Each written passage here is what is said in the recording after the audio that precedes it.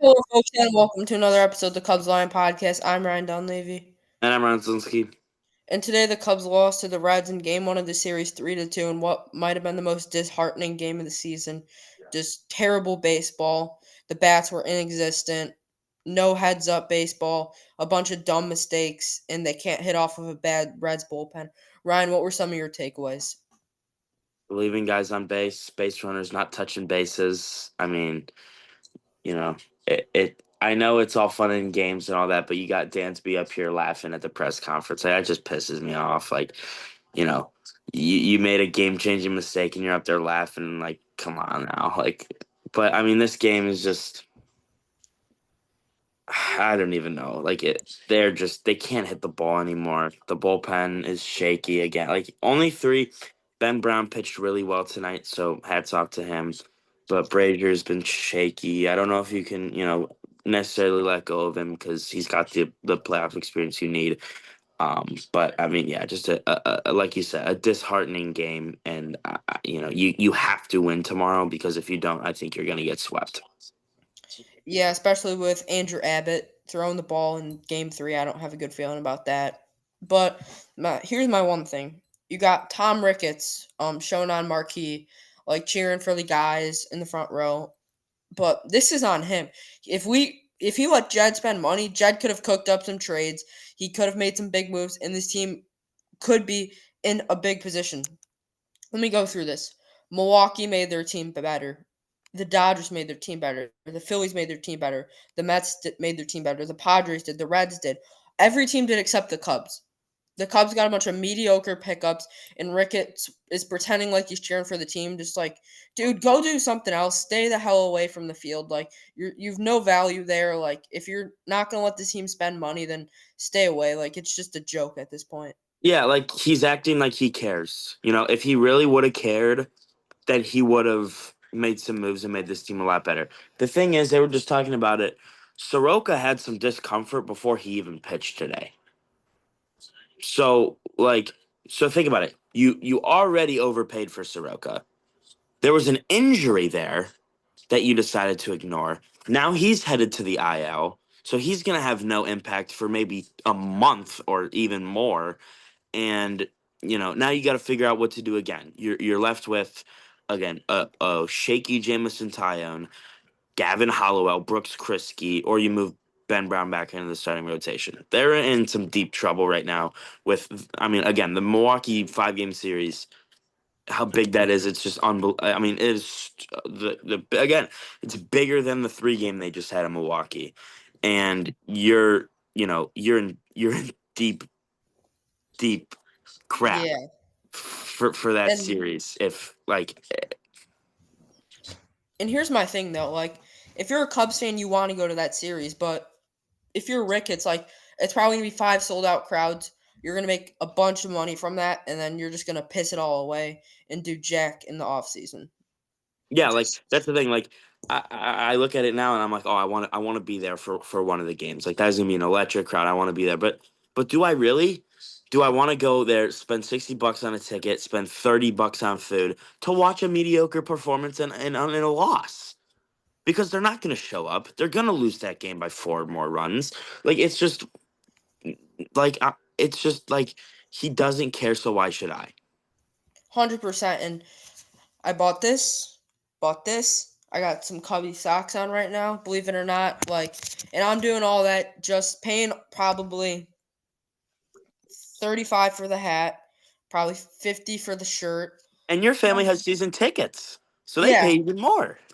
yeah. We've been season ticket holders for a while, and we were paying all this money, and they're not doing anything. Like, I love Tuck. That was a great acquisition, but it's a trade, not a signing. Like, I probably have $100 worth of Cub stuff on me right now, and that should be going towards signing a top tier player instead of doing nothing. Like, Ricketts, go manage soccer or something. Stay away from our team. Yeah, like if you want to be up in the front row cheering and acting like a fan, then act like you care and like does he make the moves? No, but he's the reason why Jed won't spend because he has to approve the spending and do some of the spending and he's at the top, so he approves if if Jed wants to make a signing and it's like too much or something like that, then Ricketts. I mean, Ricketts just doesn't spend money, and it's so upsetting. Like if you're around Wrigleyville, it's so nice.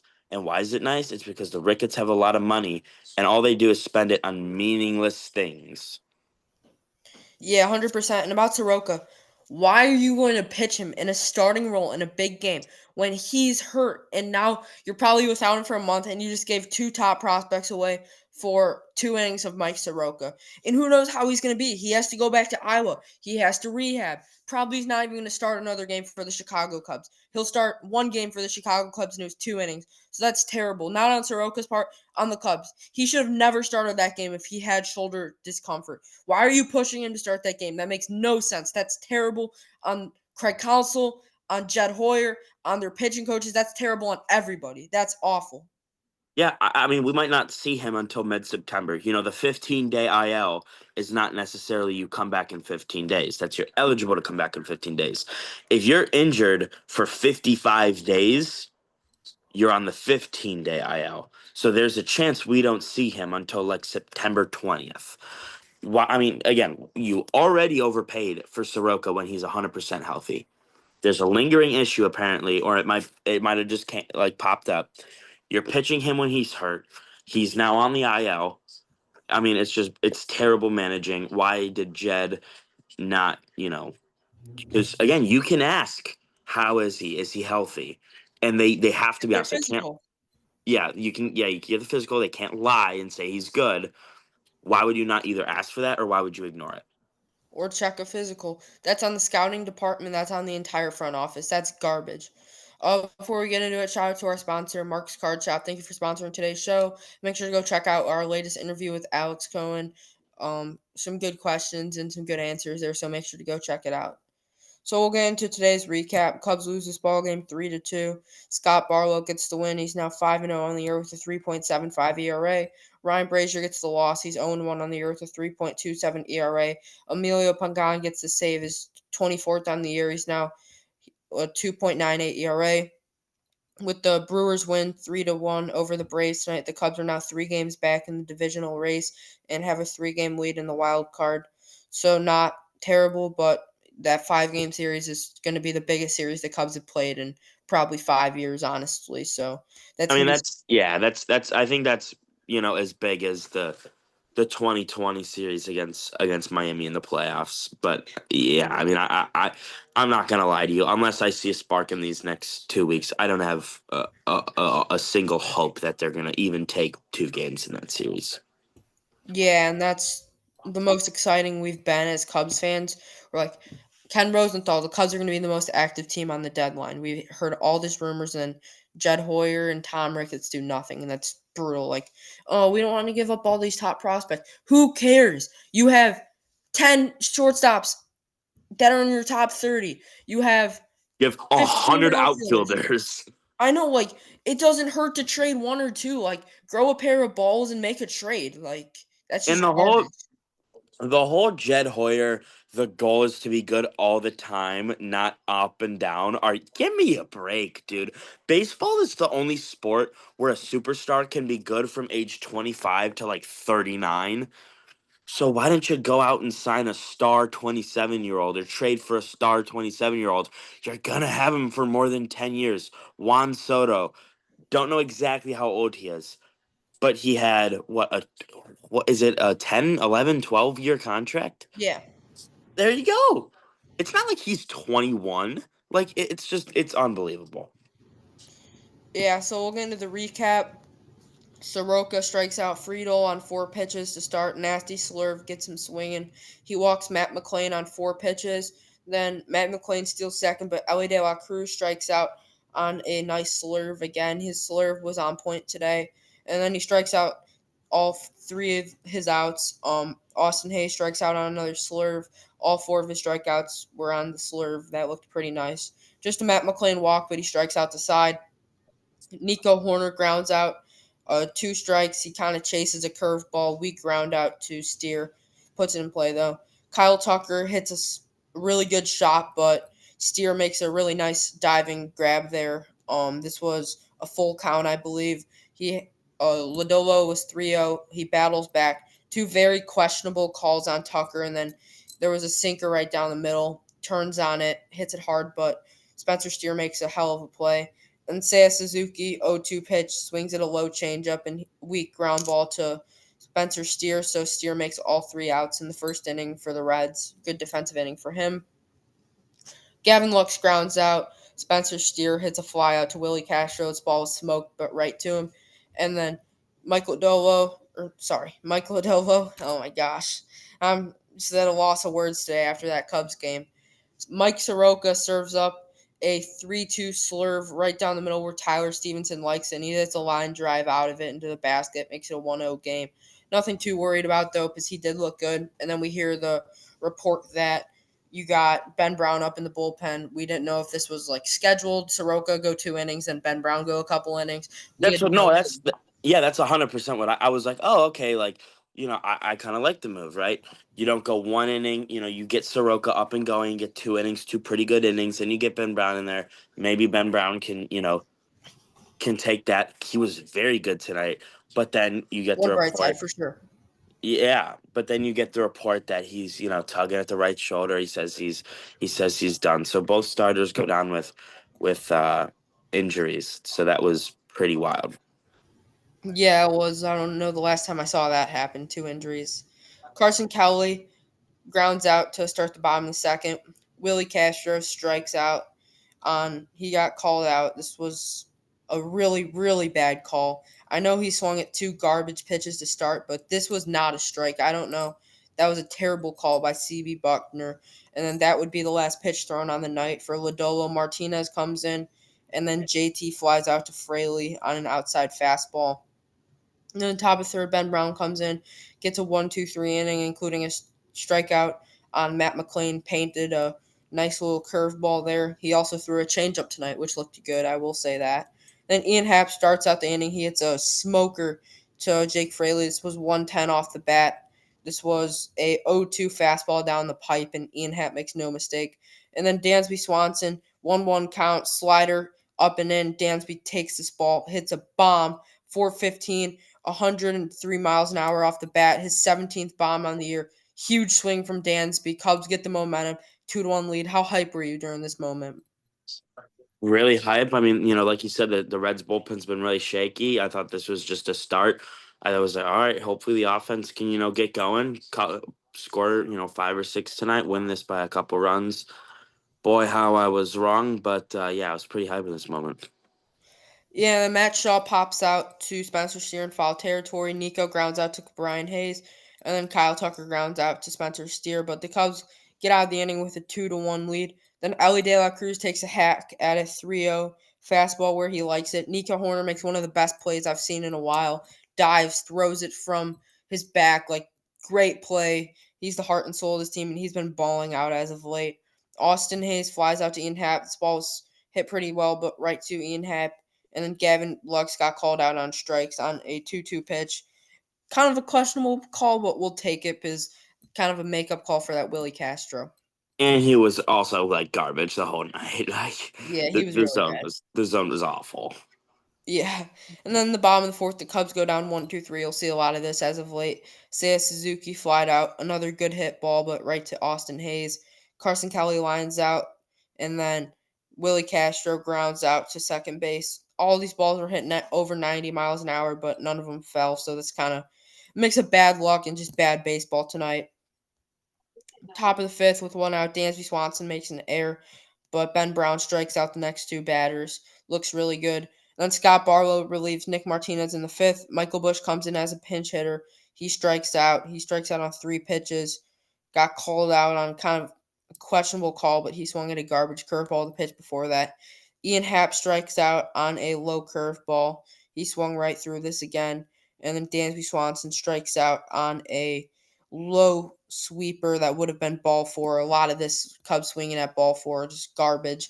1, 2, 3 strikeouts for Barlow coming into the game. Top of the sixth, TJ Friedel hits a strikeout. Hits a strikeout. Oh my god, I'm losing it today with this freaking Cubs loss. Friedel strikes out. Matt McLean hits a single. One of those is just kind of is in between pitcher, catcher, third base. He runs it out, and then Ellie De La Cruz hits a double to Ian Happ, but advances to third on the throw. This was when Ian Happ completely misplayed it. Just garbage. Dude, you've been playing on this field for like 7 or 8 years, and you don't know how to play a ball off the wall. You miss it. That was a crucial mistake and just garbage again. Yeah, like JD was like, this is a tough play, but I mean, he's been playing at Wrigley since 2017, and in 8 years, you would think that he would know a little, about how to play that. It was a tough play, but like he the ball was at his feet, and he just like turned around. It was like, where's the ball? And then McLean's a good runner. He's gonna score. I mean, this is just sums up the Cubs' past week, just in a nutshell. Yeah, but then Ben Brown gets two huge outs to get out of it with a tie ball game. Bottom of the sixth, PCA comes in as a pinch hitter and strikes out. Just another brutal at bat, three pitch. So Barlow four up, four strikeouts, and then Nico Horner flew out to Friedel. Pretty well hit ball, just right to him. A lot of that tonight. And then Tucker and Suzuki both work walks, and then Carson Kelly hits a weak ground out. Not a good night for Carson Kelly at the plate. Top of the seventh inning, Spencer Steer grounds out, Tyler Stevenson grounds out, and then Fraley hits a double. This ball was smoked over PCA's head. Ryan Brazier comes into the game for Ben Brown, by the way. Heck of an outing from Ben Brown. And then Cabrian Hayes comes up and singles on a soft hit ball to Brazier, just one of those that's unlucky. And then after that, Friedel hits a single to PCA, just kind of a blooper off of Thielbar on a 2-2 pitch. Good pitch by Thielbar. Then it just makes it a 3-2 game. Then Matt McLean strikes out. My screen's kind of lagging. Could you still see mine, or is it? You're frozen, but that's all right. We could still hear you. I am frozen. All right. I just wanted to make sure. Yeah. Real quick though, do you think I if this was maybe a couple weeks ago, I'd be fine with it. Why did PCA pinch hit for Shaw here? I understand the whole defensive thing, but with PCA striking out in like 7 of his last 9, and Matt Shaw, who's been really hot, I did not understand this one bit. I didn't know. Sorry, you guys can't see my camera. I'm currently working on it right now, but I don't understand. PCA's been slumping, like not been hitting well. Shaw hasn't been doing terrible. Like I don't understand that pinch hit at all. If anything, I'd rather have him come in as a pinch runner later in the game. Yeah, or just go in center field after the inning. Like again, PCA's been awful, god awful at the plate. Matt Shaw's been really hot. And when you need a spark, you need your good hitters and not your bad hitters. Yeah, for sure. I just want to apologize about my camera. I'm trying to work on it. But for now, I won't have a camera on. So then, to bottom of the seventh, Willie Castro hits a P rod, 106 miles an hour up the bat, just drops in front of Fraley for a leadoff single. Then Michael Bush hits a inside cutter that would have been a ball, but advances Willie Castro to second. Ian Happ grounds out to De La Cruz on a 3-2 pitch. It would have been ball four. I don't know why he swung at this pitch. Um, so now you got run around the corner for Dansby. Dansby hits kind of a weak ground ball. We think he beats it out, but he doesn't step on the base. That's garbage, absolute garbage that he didn't step on the base here. What do you think? I mean, okay, I was so hyped when he beat it out because I just knew that this was one of those games where runs just they couldn't get them. And when they tied the game, I was just so hyped because I was like, all right, they tied the game. Anything can happen now. Like just anything can happen, right? But I know what he was trying to do, right? He's trying to, as soon as he gets in, the right distance, lunge, stick his foot out as far as he can, and just barely touch the front of the bag, right? Good move. However, he's been playing baseball for like, I don't even know how long, probably like, A long time. close to 30. You have to know how far you can jump and lunge, right? Like you can't just be like, oh, I'm 10 feet away. Let me lunge. Like you have to be like, okay, I can get there. Like if you know what I'm trying to say, like you can't like come up short there. You can't be so far away that you can't even make it. I would rather you just run through as fast as you can, right? Like I understand what he's trying to do, but if you're a base runner, you gotta touch the base. Yeah, for sure. That's something an obvious. And then Taylor Rogers comes in for the eighth, gets a pop out on Ellie, and then strikes out the next two batters. Bottom of the eighth, PCA gets hit by a pitch, first one he sees, and then Nico hits a line drive, 84 miles off the bat. This was not a ball that was killed. It was hit 84 miles an hour. I just want to mention that.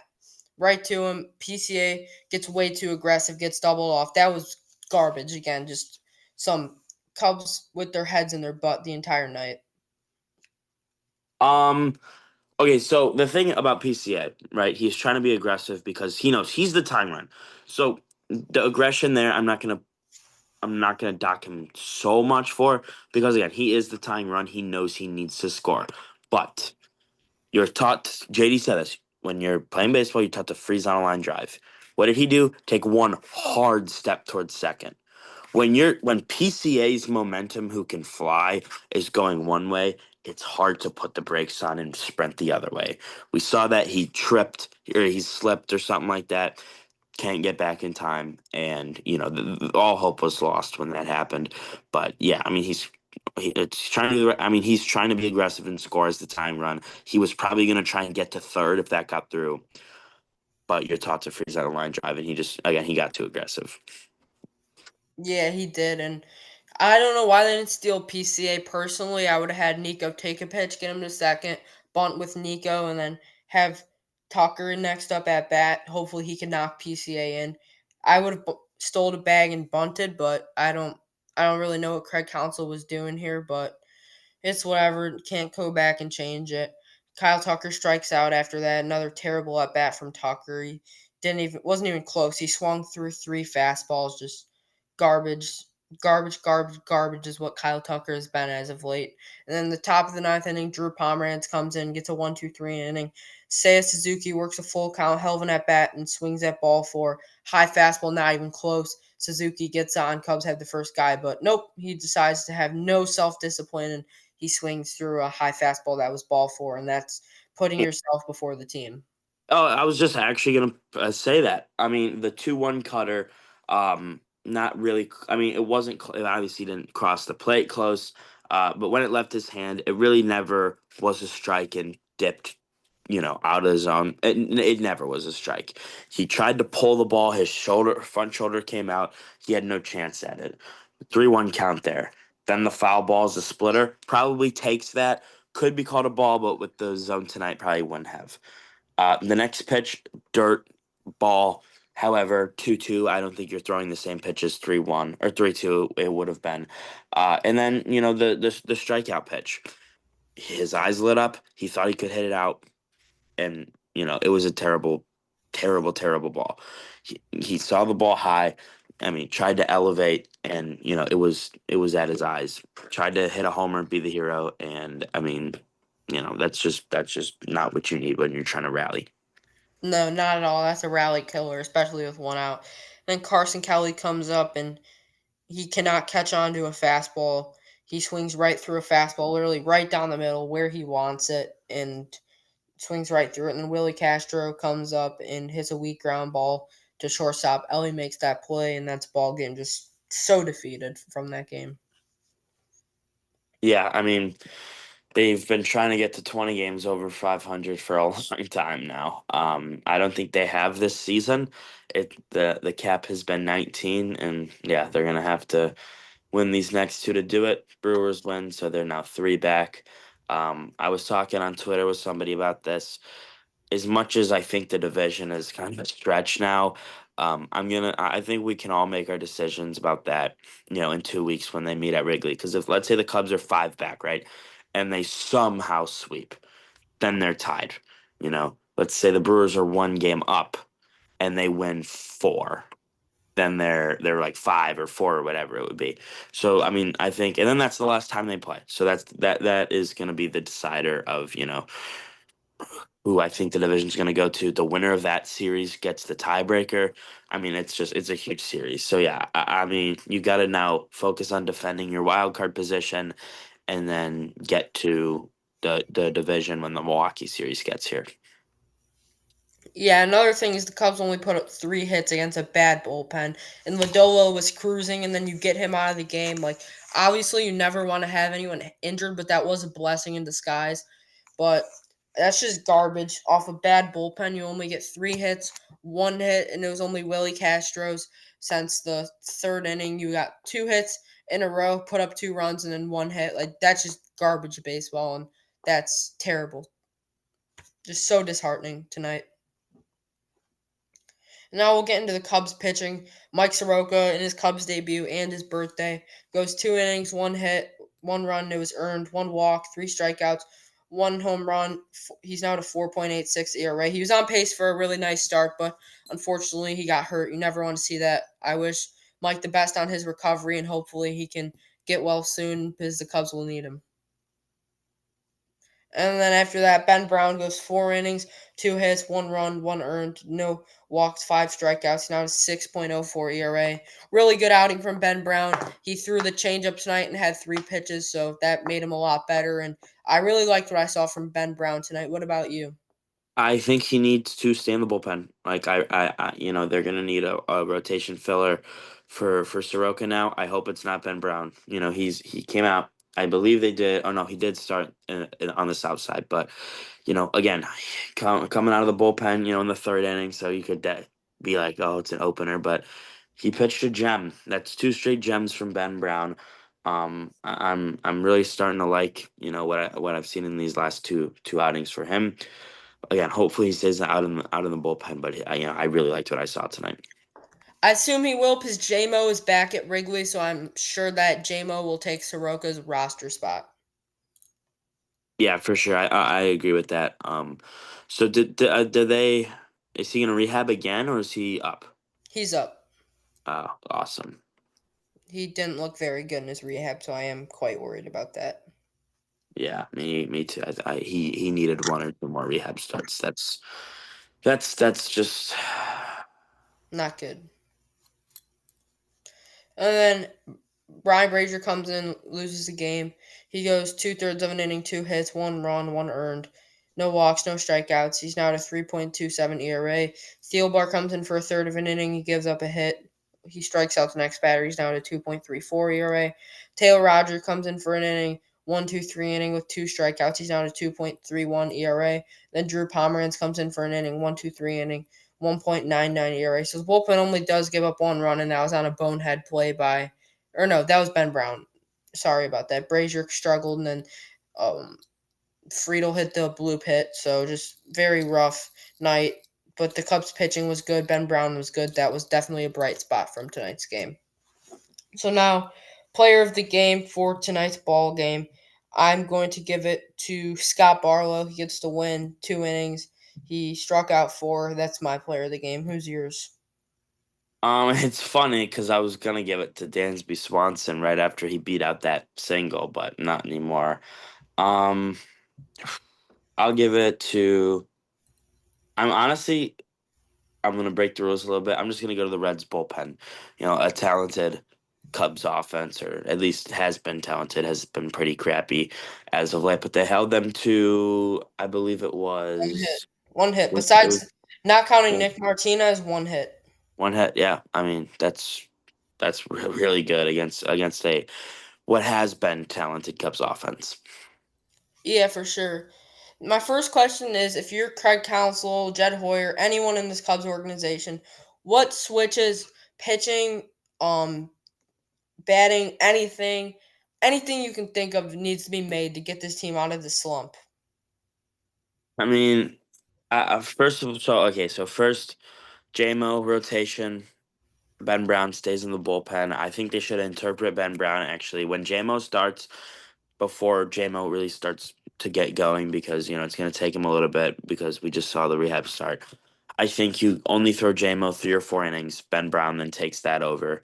Because he's been Ben Brown last 2 outings been really good. Hopefully that can stay.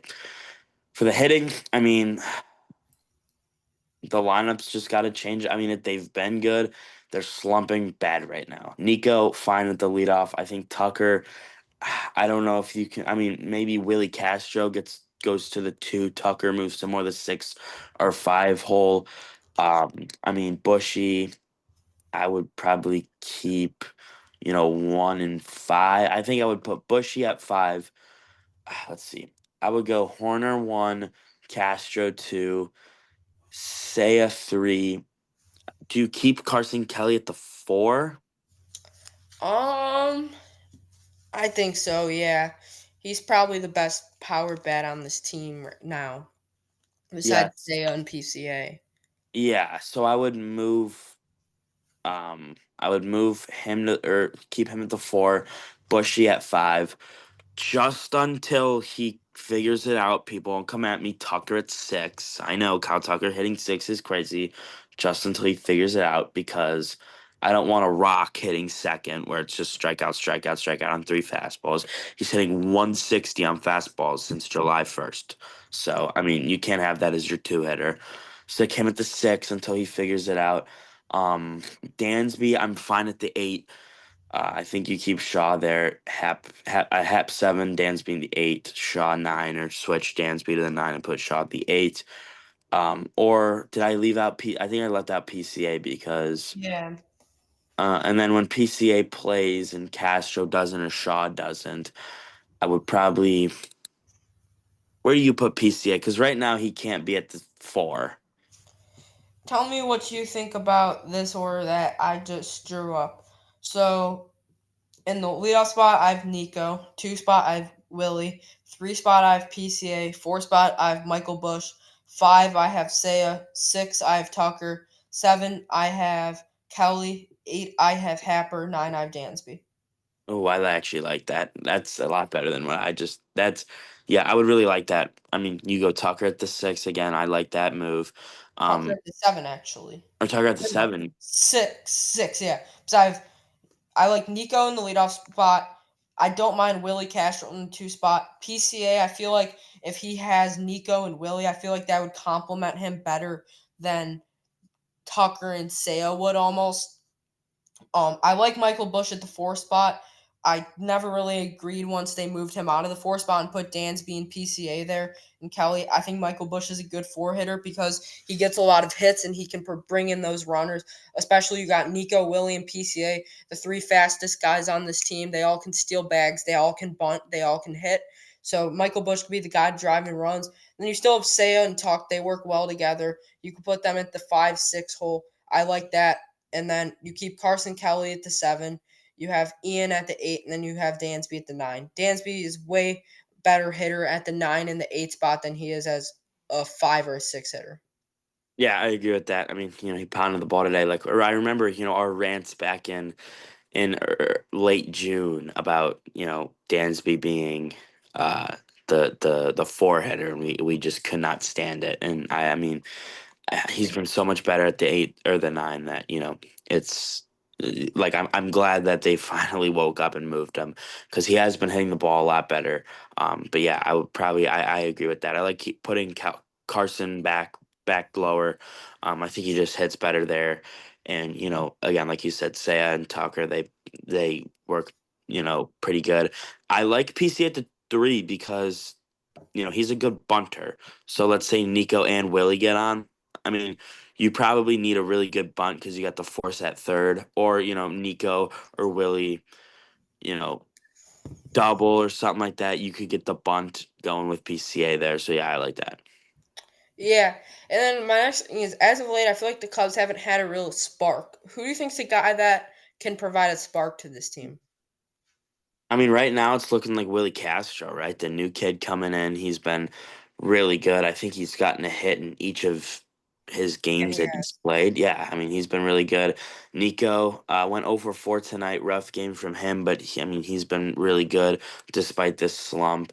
But you're gonna need your big guys. Like I mean, a PCA long homer could really provide a spark. Tucker long homer could provide a spark. Just something from the big Yeah. name guys. But Seiya, yeah, he's been cold. I mean, when was the last time we saw homers from PCA, Tucker, and Seiya in the same series? It's been a while. So I think that, either the big name guys can make, a lot of noise by hitting a homer, or Nico and Willie by, going 3 for 4 or 4 for 5 or 2 for 3 or something like that. Yeah, I agree with that. I think one of the big guys needs to get hot, if not two out of three of them.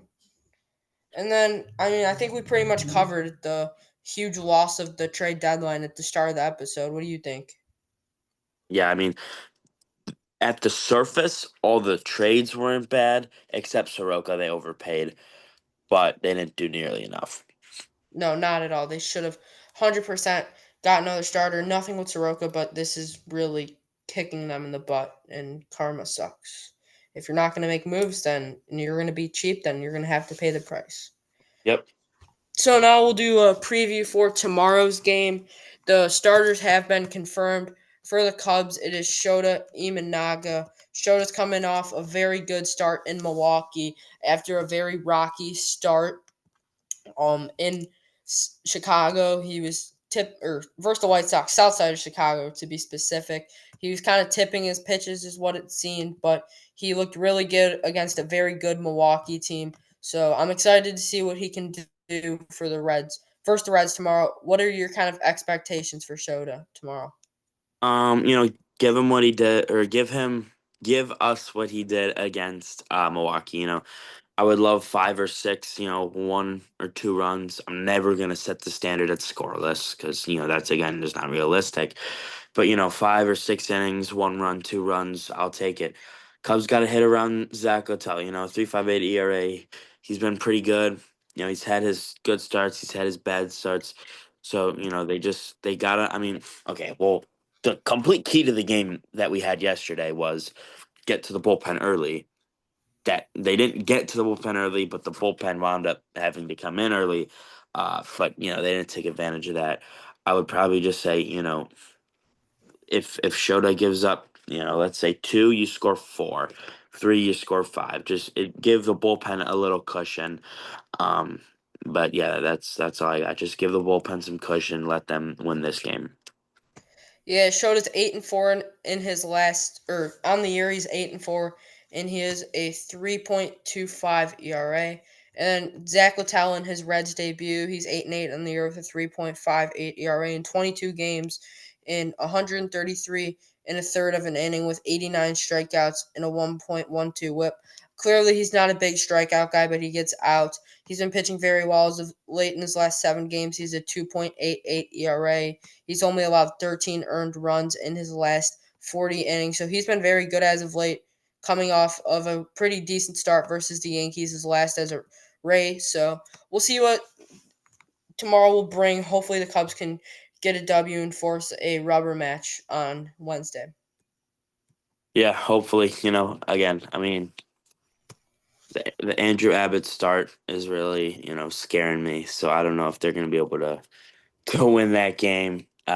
Just don't get swept. They haven't been swept this year in a 3 or 4 game series yet. So let's make that not happen. Hopefully, though, they can win these next 2 and win the series. Yeah, for sure. Now we'll take a look around the MLB. The Blue Jays beat the Rockies 15-1. The Blue Jays scored 7 runs in the third inning and complete dominance. Another good start from Eric Lawler. The Angels are beating the Rays 5-1. Joe Adell with a 2-run home run, and Zach Neto stays hot with a great defensive play and an RBI double. The D-backs are beating the Padres 5-2 in the bottom of the sixth inning. Lourdes Gurriel hit 2 RBI singles, and Corbin Carroll with the RBI double. Also, Tyler Locklear's with the solo shot, I believe his first MLB home run. The Cardinals and the Dodgers are currently knotted at 1-1. Mason Wynn's solo home run and Freddie Freeman's solo home run. Sonny Gray has been pitching a really good outing for the Cardinals, and Tyler Glasnow for the Dodgers. So, good old fashioned pitcher's duel with 2 home runs from each team's superstar. The Pirates beat the Giants 5-4. Isaiah Falefa hit a walk-off single. Jack Sawinski hit a 2-run shot as well. The Tigers lost to the Twins 6-3. Kerry Carpenter with the 2-run homer and Dylan Dingler with the solo shot. Casey Mize gets his 10th win on the season, and Kyle Finnegan in for the save. The Astros beat the Marlins 8-2. The Astros bring home 5 runs in the fourth inning. Sandy Alcantara with another loss. The Marlins lose their first game. I believe they've been on a 6-game heater, so they drop the first game and go under 500. The Phillies beat the Orioles 13-3. Kyle Schwarber with 2 home runs, 6 RBIs, his 40th on the year. Great to see for Shorbs. I still love Kyle Schwarber. Yeah, I was got a soft spot for Kyle. Isn't when's his contract ending? I'm not sure. I'll I look that believe up. it's either like this year or next year, something like that. I want to say I could be like very wrong though. I'm looking that up right now. I will. As Kyle Schwarber to break bank with free agency contract. He signed here. While I'm looking this up, the Red Sox beat the Royals 8-5. Bailey Falter loses his first start as a Royal. Jaron Duran with a 3-run homer and Rob Refsnyder with a 2-run single. The Red Sox now are only 2 games back of the Cubs. I know it doesn't mean anything, but just kind of crazy to think how they were way below the Cubs and now they're almost have the same record as them. Who's that? The Red Sox. Oh, the Red Sox. Oh yeah, I know. I mean, the Red Sox they're balling out right now. And Kyle Schwarber's contract year is this year. He will be a free agent. Next Um, year. Bring him this back. this upcoming free agency. Bring him back to Bring him. Chi-Town. I would rather have him than Tucker. Honestly. And then the Guardians beat the Mets 7-6. The Guardians scored 5 runs in the sixth inning, including a Gabriel Urias 3-run homer. Ryan Helsley blew the save, and they lose this game in extra innings. Um, the Brewers beat the Braves 3-1. Isaac Collins 3-run homer is all it takes. The Brewers only had 3 hits in their win tonight. Pitchers duel between Quinn Priestler and Eric Fetty. Very disappointing to see the Brewers only get 3 hits and win a ball game. That's just their luck. Yeah, it was a Jerickson Profar first pitch of the game homer, and then a Isaac Collins 3-run bomb. That was it. Yeah. And then the Rangers beat the Yankees 8-5. The Yankees continue their losing streak. Josh Young hit a walk-off 3-run shot, and Jock Peterson hit a game-tying home run. So the Yankees blow another game. Jake Bird blows this game as he was traded. The bullpen acquisitions have not been bullpen acquisitions as of late for the Yankees. They've been really bad. Yeah, they have. It's been pretty fun. They're watching John Boy Media. Like they were so hyped up about the acquisitions or the accusations Acquisitions. accusations yeah, and it was as I would be too, and it's just so funny to see how their smiles have turned into frowns in their reaction to all these losses. Yeah, so that is all we got for the score. So now we'll play MLB Pickle. Ryan, give me a player. Let's go with Ryan Brazier. Oh, give me someone else. I can't do that. Let's go with. I mean, Willie Castro again. All right, that's fine. Willie Castro. He's in the NL Central, righty, around 28. I'll go Tyler Stevenson. Righty, around that age. Righty on the Brewers. I'll go with a pitcher. Mez. I'll Mez. go Trevor McGill.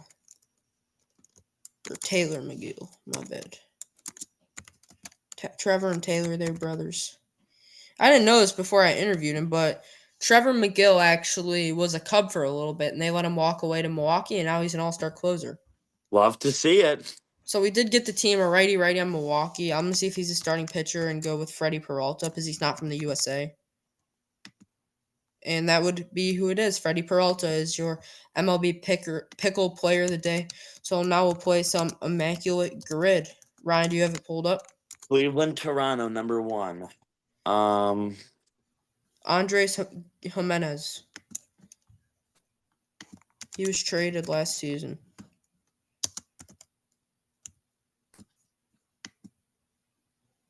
Did I lose you or no? no, I'm typing it. All right, I was just Okay. making sure. I don't think they have it though. This always happens to me. They'll Yeah, like they do. not. I got it. 10%. Yeah, sometimes they like won't show me the player. It makes me so mad. Mariners and Guardians. Josh Uh, Naylor. there you go. Only My one team. only one team. Maybe Seattle. Bo Mike. Naylor. Bo Naylor. Josh Oh yeah. Naylor's Well, brother. boo. Um, Blue Jays and Brewers. We should know this because they're in division. Blue Jays Brewers. Did no Lorenzo Kane didn't. No. Played for the Royals. Jesus Aguilar never did. Did Rowdy Telez? Because I know Rowdy played on the Brewers. Was he ever on? He might have been. Ah, I'm gonna guess it. Why not? Bang, Rowdy Telez. Let's go. And then Mariners and Milwaukee. Mariners, Milwaukee. Trying to think of like a pitcher. It's gotta Yeah. be someone. I'll go Blue Jays catcher. Give me any random Blue Jays catcher. Danny Jansen. Any gay. Mariners catcher. Any random one. I'm not gonna go big dumper. I gotta do Yeah. someone else. Mariners catchers. Go with like I think I thought of someone for Mariners. Did Carlos Santana play for the Brewers? he did, yeah. He actually walked off the Cubs. Yeah, Um Carlos Santana. yeah, he walked off the Cubs in 2023 to eliminate them. And then for only the Brewers, I'll go Caleb Durbin.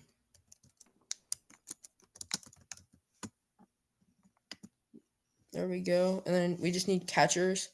Only catcher for one team. I'll go Miguel Amaya from the Chicago Cubs for There you that. go. And then just a catcher on the Mariners. Let's bring this thing home. You got any in mind that you want to finish off with, or? Let's just take the win and go big dumper. Yeah, we'll do that. All right. And we are immaculate, folks. Sorry for you guys for the technical difficulties with my camera. I don't know what is going on with my computer, but I'll have that fixed by tomorrow's episode. Sorry about that. But thank you guys for tuning in to today's episodes. Hopefully, we can recap a better Cubbies game tomorrow. Signing off, Ryan Dunleavy. Ryan Zelinsky. See you guys in the next episode.